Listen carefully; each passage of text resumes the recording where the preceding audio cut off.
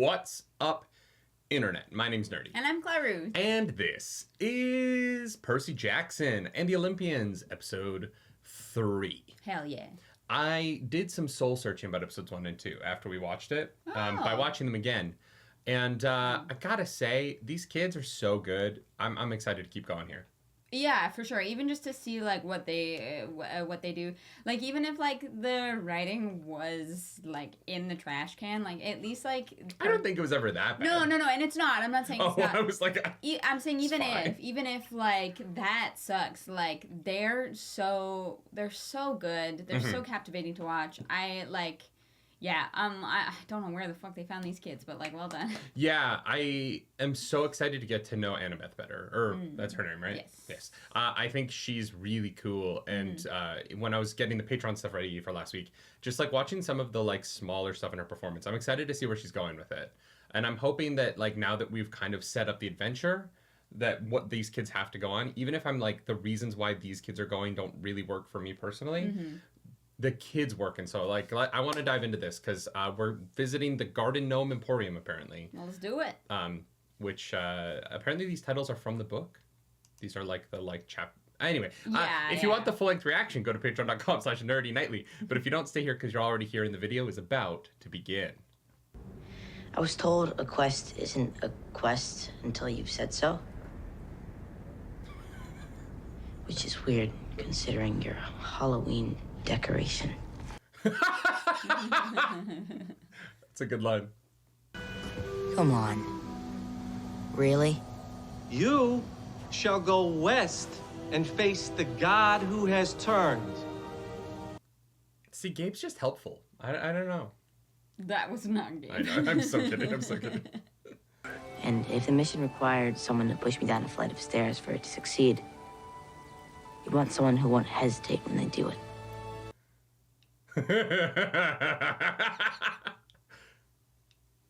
I've been, shoveling shit. Shoveling his poop. Been there, Grover. Shall be betrayed by the one who calls you friend. I trust you. Percy's like, I also know that you are willing to betray me because you've lied to me a lot in the past. So, like, you're going to fulfill the prophecy, dude. No, he picked Annabeth because she'd be willing to betray him. I don't think Annabeth will ever call him friend. Not in book 1. You know what I mean? How much money did they book give 2, you? Annabeth will be like, okay. $200 in cash and... I think they're Canadian, maybe? Some loonies. $200 won't get you out of New Jersey. I'm sorry. Really, I get it. Just take care of each other out there. The kid who plays Luke is so good. I know. He's really, like... Yeah, he's pretty fucking great. 3-4 years from now, when he's, like, early 20s, because he looks probably like he's, like, 18. Yeah. I think he's gonna be huge. Does she think she's in charge? Who do you think would be in charge? Heroes' quests are world-defining events. That tree design was cool. Mm-hmm. Altered the course of human civilization. Well, there's their $200. They're broke now. Right? But if this is so important, why didn't Chiron spring for plane tickets? This seems kind of low priority, doesn't it? Yes. You're a forbidden child. Zeus might decide to take a shot at you himself. Yeah, no one mentioned that. Get along, oh dear, when the team's getting grumpy, the trick to getting through it is singing this song. What are you doing? It's a consensus song. Verse 2 encourages us to say nice things about each other. I get how Grover's 24 now, because he was that really sheltered child that you're like, oh, I'm worried about you. You need some real world living to get out from whatever your childhood convinced you of. So, Grover is still the same maturity as Percy. Sure.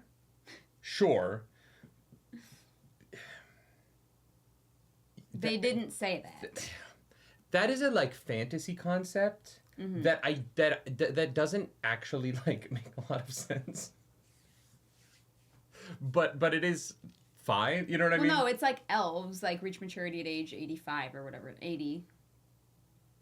Right. Fantasy concept. Yeah. But This Grover is has still fantasy. experienced 24 years of life as a sentient person. Right? Sure, but if he was like an infant for 5 of those. Then yeah. Before they spot you.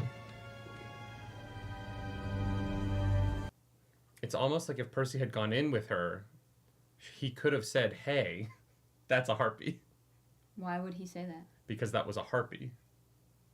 Okay. And Percy attacked her? Isn't that the harpy that attacked them? Some are better at sensing your inadequacy. No, I don't think Also, that's she Alecto. smells like a demigod too. Come on, girl. Yeah, but the big 3 are easier to detect. Nothing will stop them. Not even... Or maybe it is the same one. That's Megan Mullally. Guys, you are on a quest. Pay attention to who's on the bus. If Thalia were better at hers, there might not be a family of squirrels making her their home.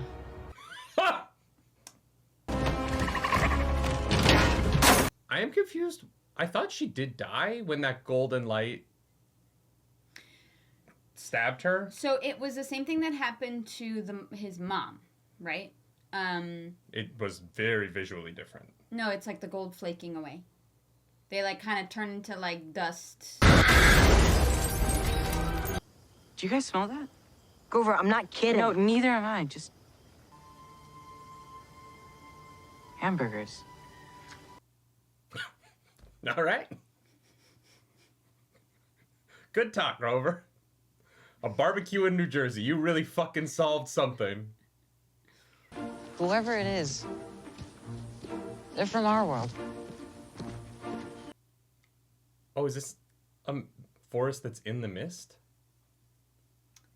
Because people making hamburgers in a forest in New Jersey is just like a weekend. There are like specific paths that like mortals can't find. Anyone want to guess what M is short for? Medusa. Oh. I think I figured it out. Okay, hear me out. If she wants to take Percy to hell, why not just let her? And save walking across the whole country? Well, because then he'll be a prisoner.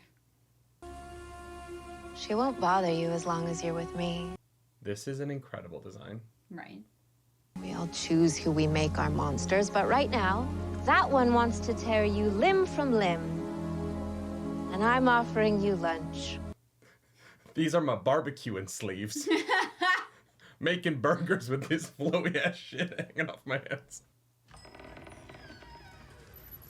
Oh, damn. Medusa can bake.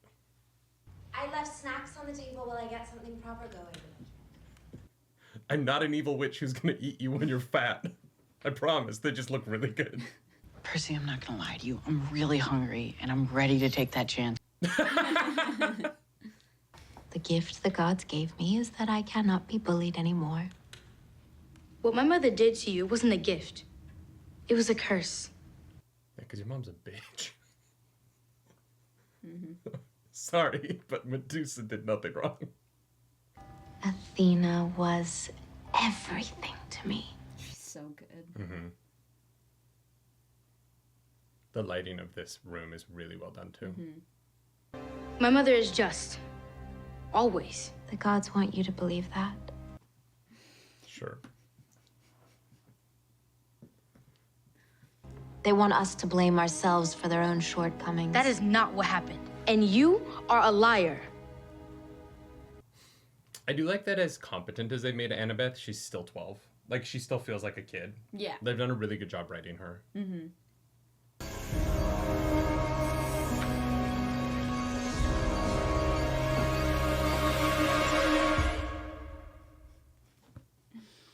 Was this show made for like regular television and then they put it on Disney Plus? Why? Because there are full-on commercial breaks in it. Like cut to black commercial break moments. Disney Plus is going to an ad tier. Yeah. So these streaming shows might start having Commercial break. Cuts interesting. Okay. I'm just we never watch regular television, so I'm so unused to it at this point. Yeah, I didn't even think about that. There've just been 2 in this episode. It threw me off. They went into the basement? Maybe they thought it was dark, so they couldn't see her.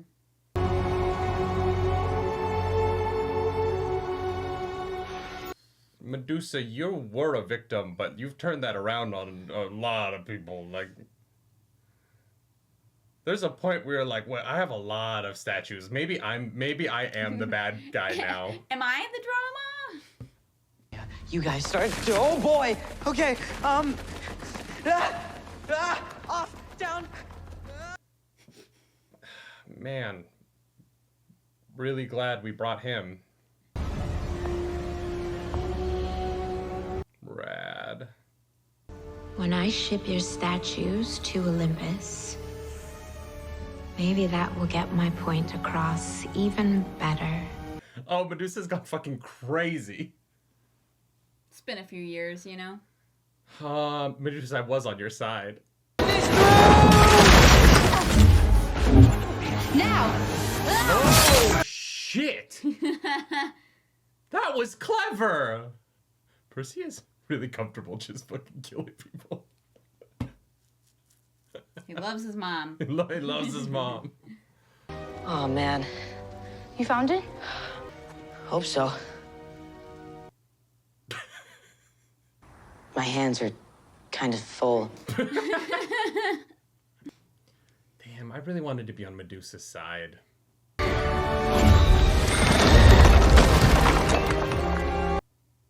Oh. Thought the stone would be a little bit stronger. Guess not.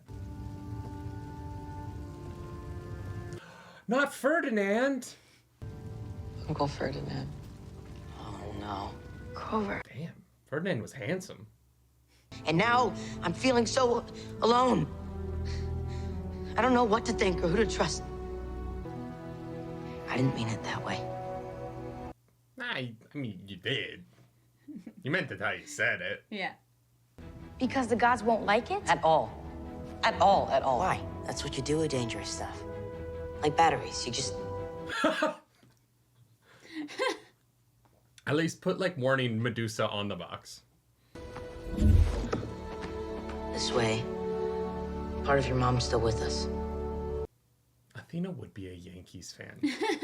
And I say that as a Yankees fan. You're gonna sing the song, aren't you? Okay. Oh, golly. The road's getting bumpy. Consensus. I'm amazed He's got a great memory. Damn. I had already forgotten what that was. Is it Nathan Fillion? He was Hermes in the movies. Oh, God, I forgot that. It was he? Yeah, in Sea of Monsters. Oh. When they go to the FedEx building. I didn't watch Sea of Monsters. It's the only scene from that movie I've seen. Because I was like, Nathan Fillion's in it? I want to see that. Yeah, no. I watched the first one and was like, nope. The gods with best wishes. Oh. That's right. He's in this. Yeah. The richest actor on the show. Fun. Yay, I love how they did the Medusa stuff. Yeah. That was adapted very well. Yeah, I think this episode was adapted better than the previous two. But I think it's because we just spent more time with the kids together doing stuff, which I appreciated. I thought was really well. I like this episode a lot. Yeah, I agree with you. I think the first two episodes had a lot of exposition, and they were like, all right, we got that out of the way. Now we can kind of truck forward, get more of the character stuff, more of the action, more of the, like, what are they going to do moving forward, more of the relationships. That was great. Yeah, there's definitely stuff from, like, the this felt more of a departure. I thought the first 2 episodes hewed rather close to what had happened in the movies that I remembered. Because I kind of remember the movies pretty clearly up until Capture the Flag, and then what happens at the end of the first one, and then that one Nathan Fillion scene, right? This kind of started to veer away from that more into like the show kind of being its own thing more, I think, than those the early stuff. Because it's hard to change the early stuff too much. Yeah. The setup kind of is the setup. And so I think this episode was successful in putting the kids on a quest that was enjoyable to watch them doing together, and having the conflict of the quest not really be Medusa. Medusa was not hard to deal with. Alecto wasn't hard to deal with. The conflict in the quest right now is how do these 3 kids work together?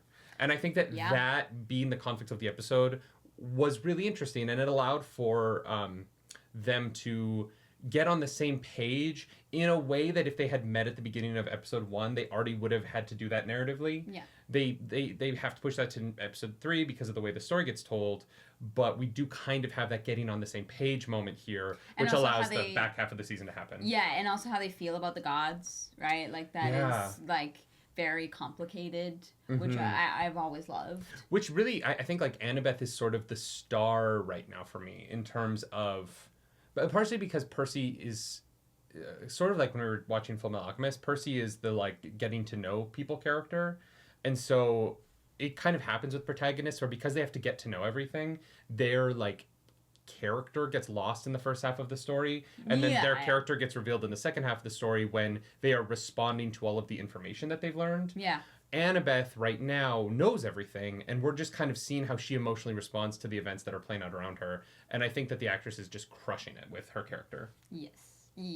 I like that a lot. Absolutely. I think like ultimately, I don't know that the narrative of Percy Jackson is my favorite, but I don't think that that's the show's fault. I think they're trying to do a narrative from the books that I just think is kind of a little goofy in a way that I don't love necessarily, but their presentation of the show is very good. Yeah, right? I mean, like, anything with, like, Greek gods I find is just goofy. This version of it, though, is tough, right? Because I think one of the questions I have about this is why, like, the world building of Percy Jackson to me is very strange in that it seems like there are so many demigods. Like in order for there to be 40 of them in the United States alone at Camp Half-Blood between the ages of 13 and 17 implies that there are hundreds of thousands worldwide, right? Like gods get busy. If you scale that up, and I guess you could tell the story that like most demigods die horrific deaths trying to find glory, right? But if you scale that up, why isn't there like a 30-year-old person to deal with this situation? The bolt, like an actual hero. The bolt being lost. I think that it's a problem of this. This story feels too big for book one. In that, like, the scale of the consequences of this narrative are Zeus and Poseidon wage a holy war, the scope of which we have never seen, feels like something that Percy should be dealing with when he's a little bit more accomplished and knows how to do shit. Yeah. And it's a little bit too big for me to buy that Dionysus and Chiron are like the best person for this is the 12-year-old. It feels like this should be something that a experienced hero should be called in on. Sure, yeah, but like the world just doesn't function on that kind of logic. The world is built the world is like written for like younger readers, right? For like a younger audience, and so the author like put young people at the center of it. Sure, and if this was book 3 or book 4, I'd be like, oh, we've built up to this scale. Mm-hmm. But like because I haven't read the books, one of the questions I have is how do you make anything after this feel as big as the stakes of this first story, right? It's hard to do. And how do you involve 12-year-olds in bigger stakes than Greek gods? Than Poseidon and Zeus going to holy war? Like, I don't really know what is bigger than that. But I don't know what a war between them means. Like, who's fighting in that war? If the only people that they have are 12-year-olds to 17-year-olds. No, the gods all fight each other. I don't know what that means in this world. They haven't introduced the gods yet, so I don't know what that means. If the gods are going to go fight on Mount Olympus, I don't give a shit. Why would I care? Go fight on Mount Olympus. You know what I mean? Like, that's kind of I think that if you I think that if you put a story like this later on when we kind of know who the players involved are, that feels like big stakes. But right now you're telling me that some characters we haven't met might fight each other but not with armies, because they don't have armies on Earth. They don't have like zealots. They don't have... What do you mean they don't have armies? Hades literally like sending fucking soldiers after them. I guess a minotaur. So 2 harpies and a minotaur that regular human beings can't see and aren't impacted by whatsoever. So the stakes for me... and that's not true. What do you mean? Regular humans are definitely impacted. Not that we have seen. Not a single one. For sure, not that we've seen, because it's like when you a have Disney harpies Plus attacking show. a bus, and the people on the bus are going, oh, well, I guess I'm getting off the bus, it like is like, oh, okay, well, if this doesn't matter to anybody because it doesn't impact people, then why does this matter?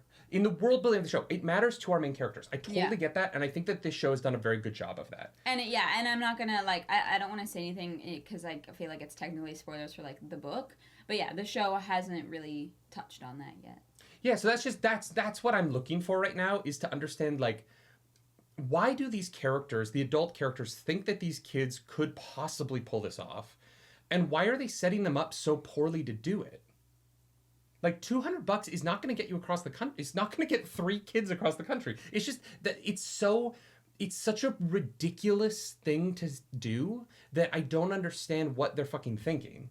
Because they also give them the magic gold coins, but they know that these kids can't interact with the Greek world because the Greek world wants to fucking murder them. The drama, they just interacted with their worlds, with Medusa. Yeah, and it went fucking horribly. Like, the whole goal was for them to sit near the shit on the back of the bus so that people can't smell the demigod, so that they can get across the country without them being found out.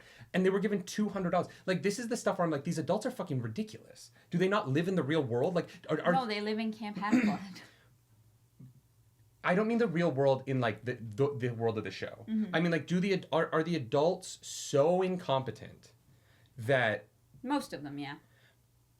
Okay, sure. I don't know. I wish the setup for them going on, I just give them a realistic amount of money, and then I'm not sitting here going like, oh, these people are fucking morons. Meant to be funny, I think. I don't think you should ever, and this is a personal thing, I don't think that you should ever treat the minutia of a story as a place to put jokes that makes everything else harder to buy into. I think that you should set up the journey and have your characters take the journey seriously, who aren't going on it, so that the audience feels like the main characters are on a journey that is important. Chiron didn't give them $200 to like pull their leg. I don't think you're... But you're saying it was funny. Like, you're... It's meant to be a joke to us because none of them live in the real world. But Chiron does. We see him as a professor in the opening scene. Like, he cannot be both a moron who doesn't know anything about the real world and also a teacher who, like, goes to museums, right? Like, Why? Because he has to know things about the real world in order to fit into his role as being Percy's teacher. He just has to show up and teach and do that job. Like, which would involve him understanding how money works. Because he has to get all those kids into the museum, which costs money. Like, the world, like, I don't know. There's some things about the world building of Percy Jackson right now that are not working for me. And I wish that I wasn't thinking about those. I wish I was just thinking about the characters doing the fun things on the quest that is working so well. Mm-hmm. As opposed to being like, how are they going to get to Los Angeles? Are they going to get jobs? They're 12. They can't make money. It's illegal. Do you want them to be thieves? Because the only way that that they can conceivably make it to Los Angeles with $200 is to become thieves and to like be. It is called the Lightning Thief. Yeah, but that's the bad guy. Like the story sets up for them to have to be bad in order to succeed. And I think that that's a weird choice for me right now. It's kind of like what Annabeth said, where like you're kind of expected to make the most out of the worst situation possible to like get glory, right? Like like people who are set up for quests historically have gotten the shit end of the stick in every way, shape, or form. but because they made it through, they got more glory because they had to go through more hardships and like blah blah blah blah blah. And like that's how like the Greek gods and like people in that world view the world. It's almost like a not like a pity contest, but you're like, well, I had it harder contest kind of thing. Like that's why she's like, no, we can't call camp. Like we have to just figure it out. Like it is very much ingrained in the like in in the way that their society functions, because they literally have fame that like magically attaches itself to your name. Which is why the stakes of this are too big for the first season for me. The adult characters need to be treating the situation like their entire way of life goes away if these kids fail. That's what's not working for me. This isn't a quest where they're going out for glory. This is a quest... Dionysus is actually a moron, and Chiron is very naive. Okay. Then that to me is weaker to me than the rest of the show. That to me as world building is fine. Then I don't have a reason to care about those characters at all. If they're so we're incompetent, not with them anymore, so. Yeah, and that's fair. It's fair. It's the thing about the show that I'm gonna be like, yeah, I don't really give a shit about Dionysus or Chiron then, because they're. That's why I was like, Jason Mantzoukas. It's not a very big role.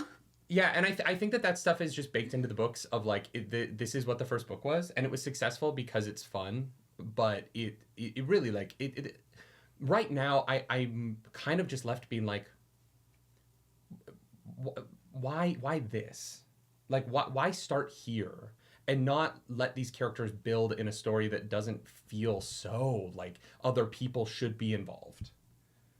You started with the Justice League movie, where like the stakes are the world, and not with like a solo movie where the stakes are something that Percy can actually like reasonably accomplish, that people wouldn't be like, no, shut the fuck up, you're not important here. We have 30-year-olds with 10 years of experience who are going to go deal with the world-ending thing because there are hundreds of thousands of demigods in the world who could help what do you right mean now. Hundreds of thousands? In order for there to be Camp Half-Blood, right? Yeah, there's like 40 of them.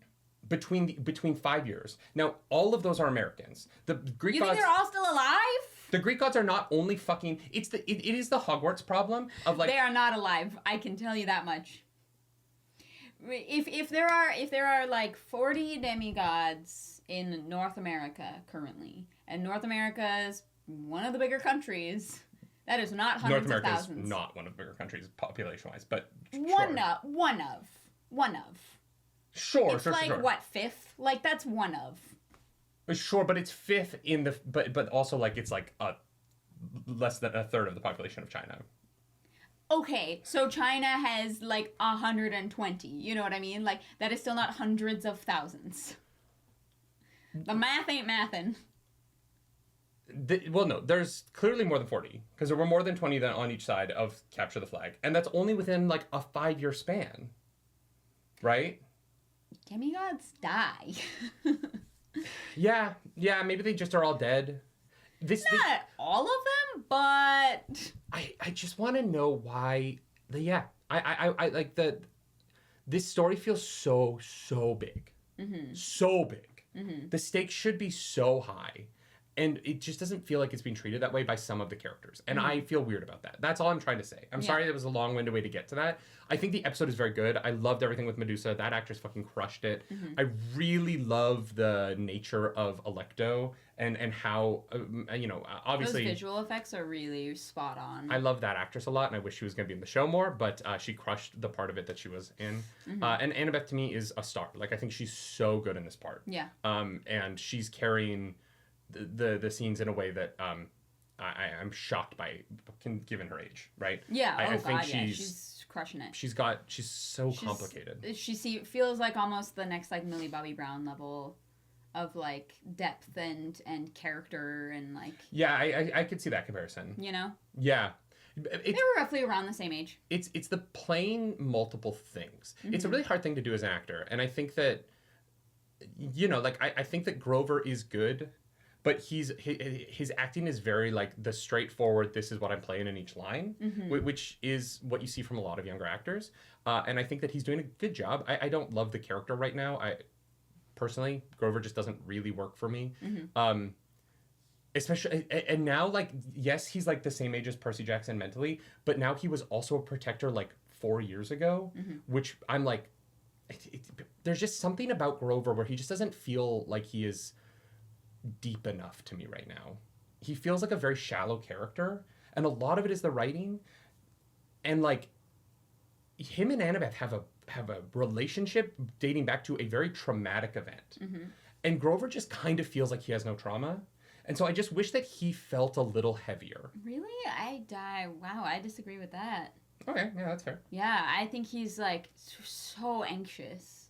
Like, to the point of sometimes not being able to function and just getting pushed around by people. Like, his, like, people-pleasing almost cost him the quest in this episode because he's, like, trying to just make everyone around him be okay and not be uncomfortable or not be upset until he finally is like, nah, fuck that. It's not working. But, yeah, no, Grover is, like, the anxious people-pleaser because he can't stand to see people hurting. I see where you're coming from with that. That doesn't fully line up for me with, and a 12-year-old girl died because he failed. Right? Like, he's not giving me right now the vibe of like, I got somebody killed.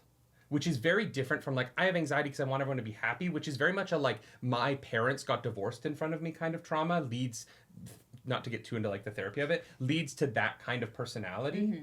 But I have seen someone die because of my failures is a heavier blow that he doesn't seem like he has. I think then it makes sense, like, that he, like, betrayed Percy in a sense at the school because he was just trying to save Percy's life because he doesn't want to, like, lose him like he's lost people before. Oh, no, that makes sense. Yeah. It adds to why he does the things that he does. 100%. I'm just saying that moment to moment, the character feels very like he's supposed to be the comedic relief of the show, and also is the protector who has previously lost someone and hasn't gotten better at being a protector since then. Right? If How do you know he hasn't gotten better? Where do you get that from? From the way that people treat him, from the way that he acts, from the way that Dionysus and Chiron look at him. I would love to get some backstory stuff on him on like, why did they send him to be Percy's protector so soon after he lost someone, after he failed? Why also, like, if these kids need protectors, why are they sending children protectors to protect children? Why not just send an adult? Because they can't have an adult go to their school and make friends with them. But Chiron was at his school. Like, why was Chiron at Percy's school? But Chiron can't be with him all the time, right? Like, while he's at school, okay. But, like, Grover and him can have, like, play dates, whereas he's with an adult. That's really fucking suspicious. But this is my question. Percy was at a boarding school, right? Uh-huh. Why? How is Chiron living a double life?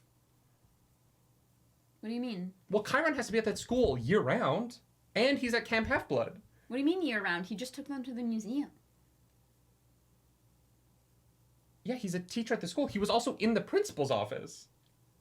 Yeah, those adults at that school know who Chiron is. He's not some random person that just showed up that day. Not all, like, teachers are, like, friends. Like... No, but I'm saying, like, how is Chiron getting around? What do you mean? Okay, in order for Chiron... I feel like I'm going to lose my mind trying to figure out how the world of Percy Jackson works. In order for Chiron to have been present enough while Percy Jackson was in school, right? He, has to know that Percy Jackson is a demigod, which, like, I don't understand how that works now, but I don't know, something on Mount Olympus goes off when a demigod's born, I guess, but it doesn't tell them who the demigod is. It just tells them who their mom is, maybe? No. God, the demigods don't know who their parent is until they're, like, claimed or whatever, or unless they're like other parent knew who they were and like they tell them maybe, but like. So like, do the gods know who their kids are then? They must. Yeah, unless they like forget who they fucked, like, which is totally what the possible. Greek gods do all the fucking time. Yeah, and totally possible. They have so many kids. How would they possibly remember them all? Unclaimed people, like. So at some point, Chiron starts teaching at that school. Because Percy is a demigod. But he's not. They don't know that he's an important demigod at that point. Is Chiron just going to teach at schools where demigods are in school everywhere? I mean, part of his job is to try and make sure that they like stay alive to get to Camp Half-Blood. I totally get that. But in doing his job, he got another full-time job at one school where one demigod is. Yeah, but like he's like if not Dumbledore at the camp at the same time as he is at school. It would be like if Dumbledore. But how? No, that's my question. How?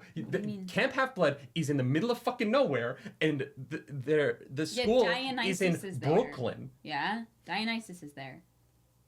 Well, that's a fucking nightmare. Yes, it is. So in order for Chiron, you are correct. But in order for Chiron to be getting back and forth, how is he going back and forth quickly? Well, he does have 4 legs.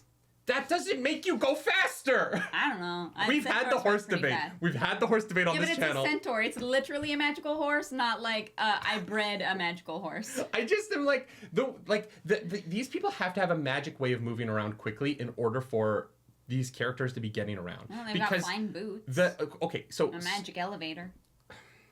It's magic. So then why not just send him by magic to fucking... Why did they put him on a bus to Los Angeles? That takes defeats days. the point of the quest. No, it doesn't.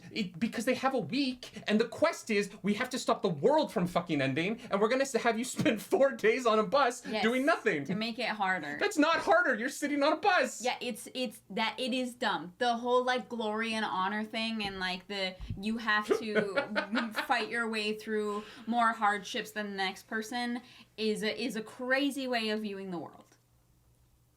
You are correct. I'm having fun with it. I like the show. I like this episode more. I think this. No, I do. I think that if I had read the book first, I would be going into this with less trying to like suss out. I don't think so, because the world is way more fun and light than you are taking it to be. I'm having fun. I'm trying to figure it out. I just mean like you are treating this world like The Expanse, where everything has an explanation, like everything is connected and everything is thought about, and this world is more fun and like YA than like you are taking it as. Do I not treat everything that way though? Yes, I'm just saying I feel like I'm consistent. Yeah, I'm just saying it does not seem like you are enjoying it. But this is what okay, I think the problem is that this is what I find fun. Is like trying to figure out how this could work, right? But it can't work, it's magic. But then give me the magic stuff.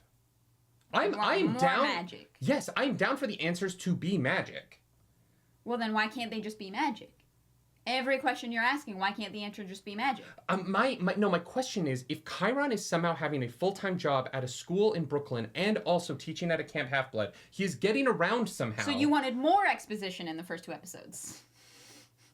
I want to understand the quest Percy How on. would they fit that in? I'm having fun. Are you not having fun right now? I'm having a great time. I am just baffled. I see, but I think they should have spent more time at Camp Half-Blood. It's too fun a location. The characters are great. I think, like, granted, I would have maybe given this 10 episodes. Because it feels like we're moving really fast. But yeah, there's still a lot that needs to happen. I agree. I would have appreciated some more time at Camp Half-Blood. I think that there's a lot of interesting stuff there. And that they could have, like, done the world building without so much exposition to try and get it, like, out so quickly. Yeah. Like, it did feel like they were kind of like, oh, okay, you gotta know all of this. Which...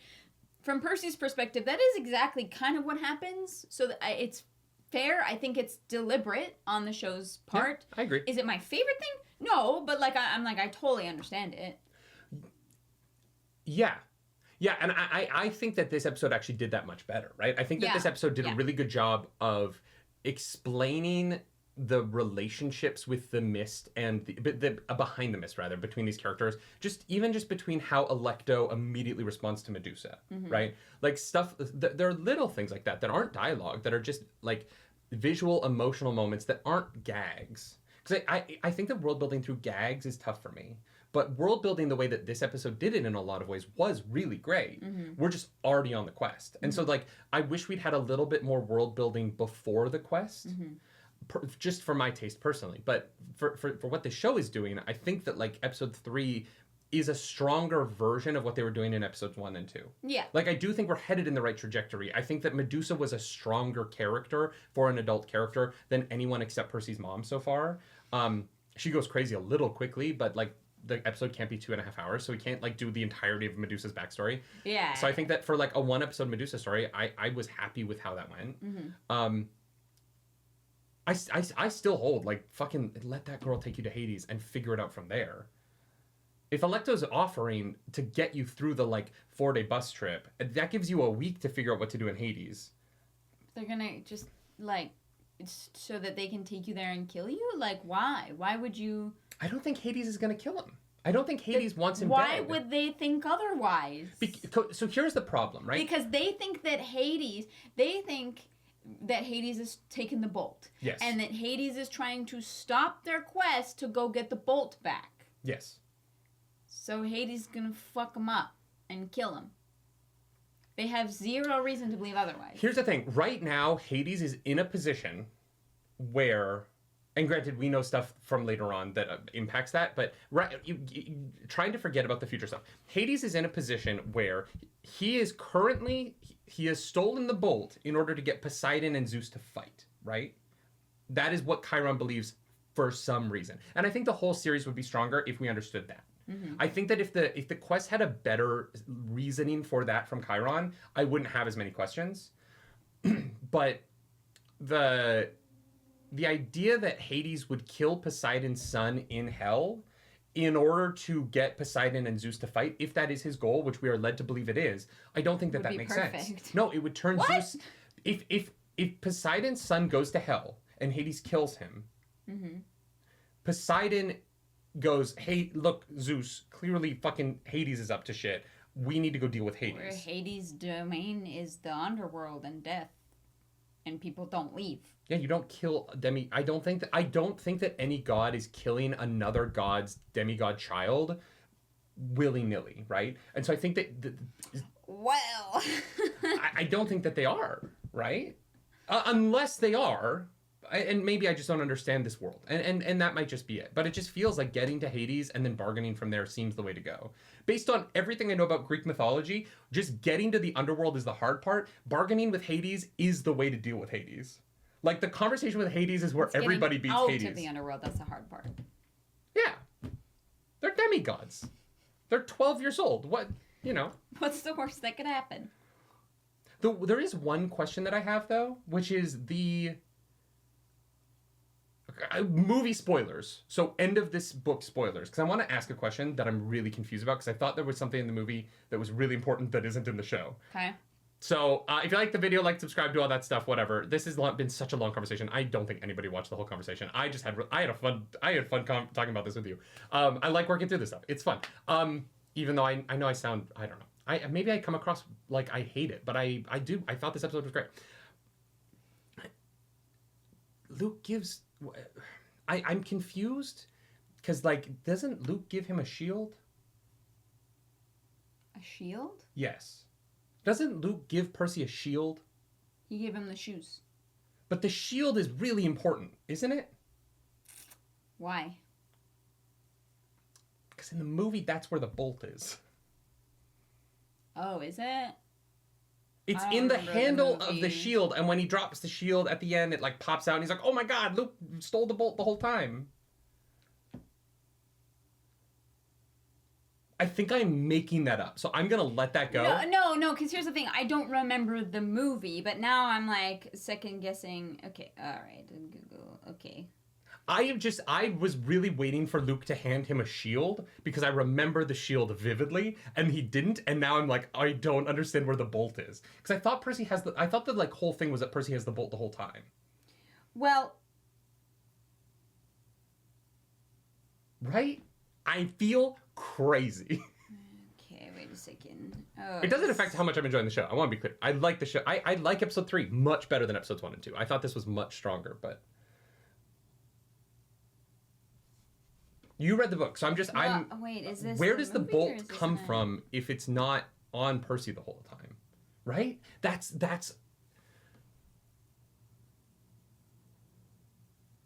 I feel like now I'm getting confused. Because, like, Luke has it, right? Or had it at some point. I guess you can just leave Camp Half-Blood constantly. Everybody comes and goes from Camp Half-Blood. And no one keeps, like, a roll of when that happens. Because the whole plot of Percy Jackson... It is dangerous if you leave. The whole plot of Percy Jackson comes to a screeching halt if someone at camp goes, oh, Zeus's lightning bolt was stolen last night? That's weird because Luke left yesterday. And people go like, Luke, where'd you go? Where'd you go yesterday?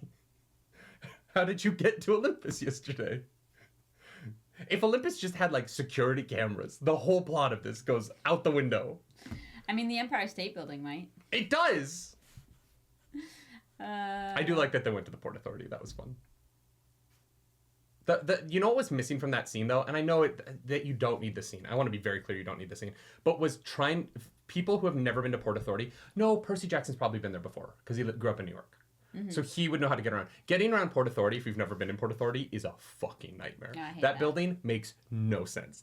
Because of how the buses have to come into it, it is comical. Like, I use Google Maps to get around Port Authority. That's wild. Yeah. Anyway, this was a long conversation. Sorry, but this was fun for me. If it wasn't for anybody else, I'm so sorry. I want this world to like. I feel like the adults are real, and it doesn't to me. But the kids are great, and so that's just kind of what I'm enjoying right now. Yeah, for sure. They are the highlight. Oh, 1,000%. Annabeth is so good. When every time they're like recreated is like I chose you to be Annabeth, I'm like I get it. She's fucking rad. Yeah, 1,000%. And she's so still. Like she's not a kid actor who feels the need to like bop around. Mm-hmm. She's just so like she's so sure of herself. Yeah. In the scenes, I fucking love her. Yeah, well done. Crushed it. Mm-hmm. Yeah. Does this get villain of the weeky? Are we gonna have like a different? Nah, it doesn't matter. We'll find out next week. If you like this video, like and subscribe to the channel. If you don't, hit the dislike button. Leave mean comments down below because the algorithm god is hungry and we must feed her. This episode, that algorithm goddess is... Medusa. Deucey. Yeah. Yeah. Every version of Medusa is great. Yeah. Especially the one from Hades. If you want to follow us around the internet, you can. I'm at Nerdy Nightly. I'm at Claris Polaris. Do something nerdy tonight, y'all. Bye. Bye.